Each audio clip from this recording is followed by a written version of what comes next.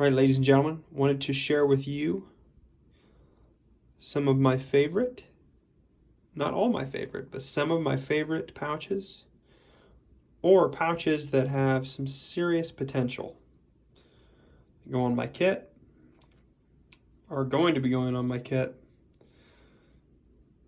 Some I've used for a while, others are new to me.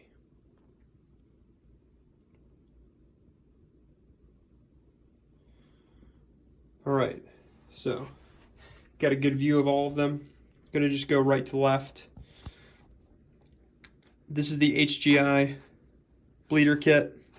It's pretty small, so it's a blowout kit for sure. I've got the bare essentials in there in a bag that I can just tear open with, you know, my teeth or whatever, to access the stuff. Plus, the plus side to it, it does have a spot for your trauma shears. Has attachment points for tourniquets on each side. The downside is it's a little bit small, and you know, if you don't have a way to contain the kit in it, it will just fall everywhere. So plan accordingly. These two pouches here are from T3 Gear.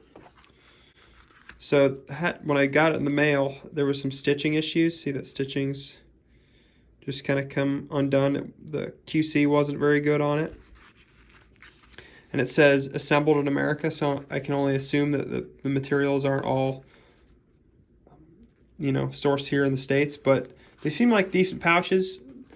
You know, for these two pouches, they were about $25, $30 for this one and $20 for this one. So, you know, lower end cost-wise, believe it or not.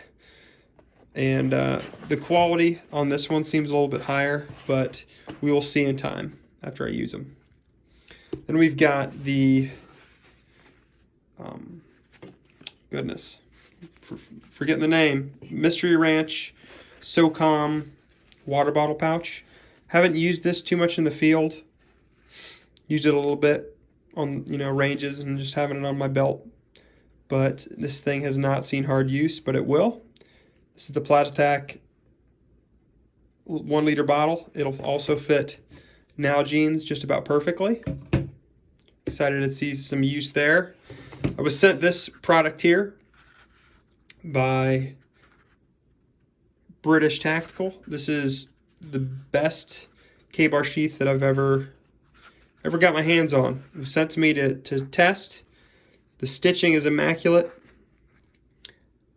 So many options for mounting. You can either go around a belt, or you can mount it to MOLLE at different intervals. They have plenty of slots that you can weave this main strap through. Again, the stitching, just check it out. It's awesome. Very sleek, very trim. Doesn't move around, but just a wee bit. But, you know, it's not Kydex, so you're going to have that little bit, but it's really not noticeable. Easy to get out, and I'm excited to get it into the field. Probably going to get some multicam wrap to put around the grip, but we'll see about that. It's a Crye double M4 mag pouch, also for like a embedder radio or a small water bottle. I like the utility of it. Different options. It will hold 2 M4 mags with Ranger plates on the ends, if that's what you've got going on. Downside to this pouch, in my humble opinion, see how that little tear there, which is insane because I've only mounted it one time. So once you mount it, you know, if you keep tearing it off, put it back on, you're going to see some wear in this material. So for the price of that pouch, that shouldn't happen, in my humble opinion. That also came with the radio adapter. And then the S.A.C.K. This is the sub-abdominal carrying kit from Spiritus. Spiritus makes amazing pouches. I have a decent amount of pouches from Spiritus. Some of the highest quality kit on the market. I've used this one extensively on my plate carrier. That's why you do see it is actually dirty. So, a lot of new stuff. A lot of stuff that will be tested.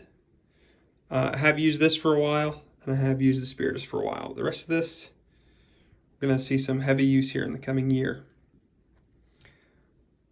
You guys, you know I'm a Geardo. I know a lot of you guys are Geardos out there. Hope you enjoyed the video. This adapter die. Encouraging your gear addictions. Sharing my